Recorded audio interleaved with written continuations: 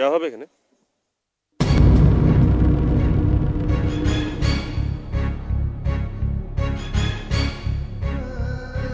না, আমি শাড়িটা পরতে পারবো না বাবা। শাড়ি পরলে আমার খুবই অস্বস্তি লাগে, আর শাড়ি পরলে কেমন যেন পেট টেট বের হয়ে থাকে। 2 কাপ চা দেন।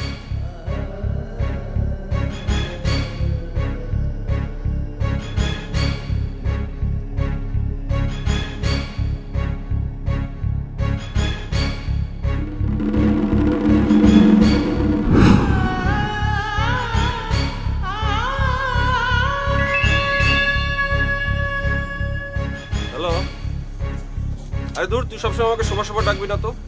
শোভা শুধুমাত্র মাঝে মধ্যে রত্না আমাকে ডাকে যখন ওর বাবা থাকে। আর সবসময় ফাজলে ভালো লাগে না, বুঝলি? ওই যে আমার বান্ধবী আছে না, শোভা, আমার বেস্ট ফ্রেন্ড, যার কথা তোমাকে বলি।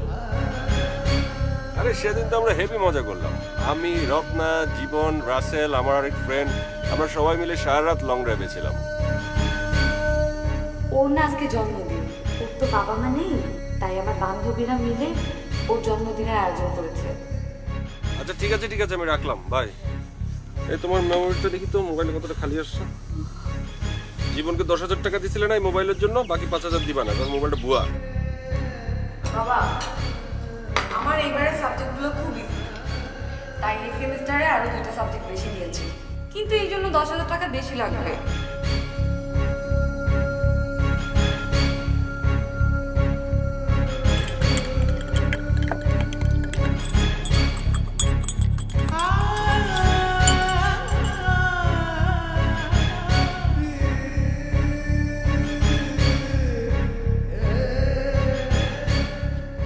আপনাদের চা।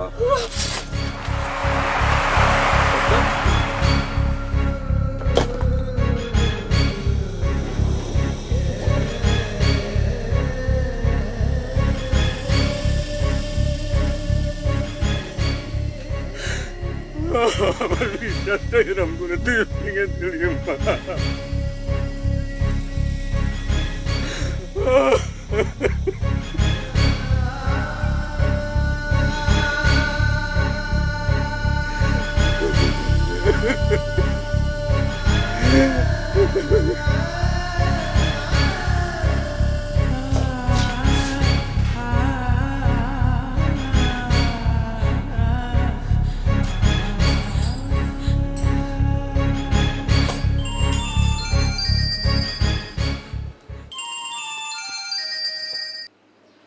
হ্যালো, আব্বা, স্যার তো আর নাই।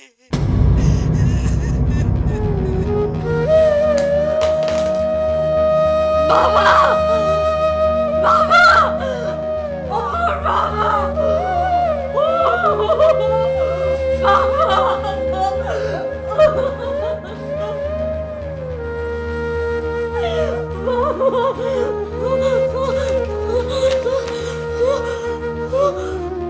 মামনি, তোমার জন্য তোমার পছন্দের ল্যাপটপ এনেছি। ল্যাপটপটা তোমার টেবিলের উপর রেখেছি।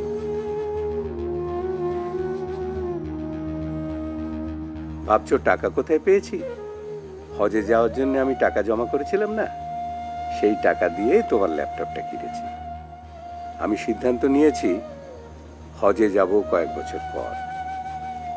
এমন তো নয় যে আমি এখনই মরে যাব। তুমি যখন চাকরি করে আমাকে টাকা দেবে তখন হজে যাব। ঠিক আছে মা? ইতি, তোমার ছেলে।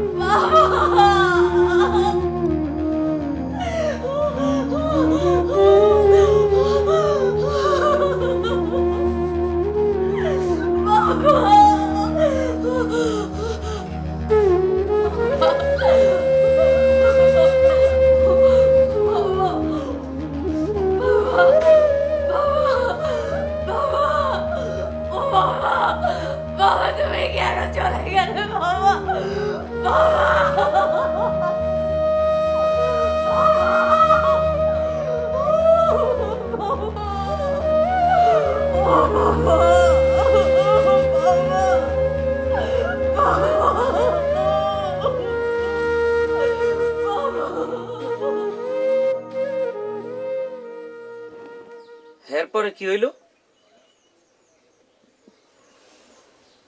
পড়াশোনা শেষ করে রত্নাপ্পা গ্রামে চলে এলো। বাবার ইচ্ছা পূরণ করার জন্য এখন গ্রামের বাচ্চাকে পড়াশোনা করায়। দেখলেন না, চকলে গেল, মাছ খায় না, মাংস খায় না, ভালো কাপড়ও পরে না। রত্নাপ্পা জানি কিরকম হয়ে গেছে।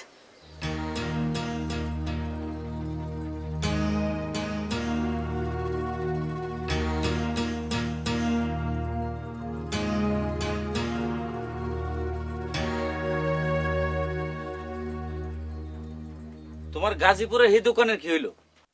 যেই দোকানে প্রথম দিন স্যার মরা গেল, ওই দোকান করি কি করে? শেষমেশ গ্রামে এসা এই দোকানটা দিছে। জাহান মাস্টার মূল্য কেমনি? হার্ট অ্যাটাক কইরা। রত্নাপার বিশ্বাসটা ভাঙ্গা স্যার মানতে পারেন নাই।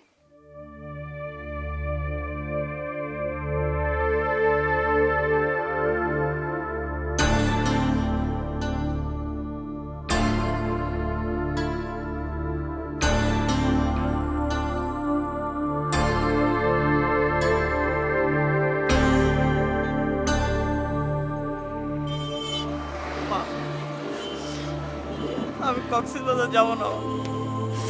আমি তোমার সব কথা শুনবো মা, তোমার একটা কথার অবস্থা হবো না মা। আমার ভুল হয়ে গেছে মা, ভুল হয়ে গেছে মা। আমি তোমার সব কথা শুনবো।